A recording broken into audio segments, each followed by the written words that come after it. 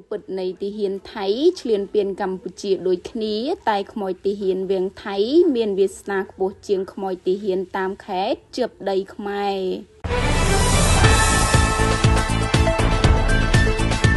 ថ្ងៃនេះគេឃើញមានរដ្ឋមន្ត្រីក្រសួងការពារជាតិមេបញ្ជាការកងទ័ពជើងគោកជើងទឹកនិងជើងអាកាសថៃព្រមទាំងអ្នកមុខអ្នកការជាច្រើនទៀតបានចូលរួមបន់សពខ្មោចទីហ៊ានថៃម្នាក់ដែលបានស្លាប់ដោយសារតែចូលមកឈ្លានពានកម្ពុជានេះជាលើកទី1ហើយដែលគេឃើញមានថ្នាក់ដឹកនាំជាន់ខ្ពស់នៃយោធាថៃមកចូលរួមបន់ខ្មោចទីហ៊ានម្នាក់យ៉ាងអធិកអធមបែបនេះតាមពិតខ្មោចទីហ៊ានថៃម្នាក់នេះមិនមែនមានតំណែងធំខ្ពង់ខ្ពស់អីជាងទីហ៊ានឈ្លានពានផ្សេងនោះទេរូបគេជាកងសេនាប្រចាំវៀងថៃដែលស្ដេចថៃបានបញ្ជាឲ្យមកចូលរួមប្រយុទ្ធឈ្លានពានកម្ពុជាតាមដំណឹងមកពីថៃគេប្រឹងលាក់បាំងអត្តសញ្ញាណទីហ៊ានរូបនេះណាព្រោះខ្មាស់ខ្មែរហើយតាមដឹងមកទៀតគឺថាខ្មោចទីហ៊ានថៃម្នាក់នេះស្ថិតនៅក្នុងព្រៃនៃដែនដីខ្មែរដែលពួកគេចូលមកឈ្លានពាននោះឡើយមិនបានយកទៅធ្វើបុណ្យផងទេចឹងហើយ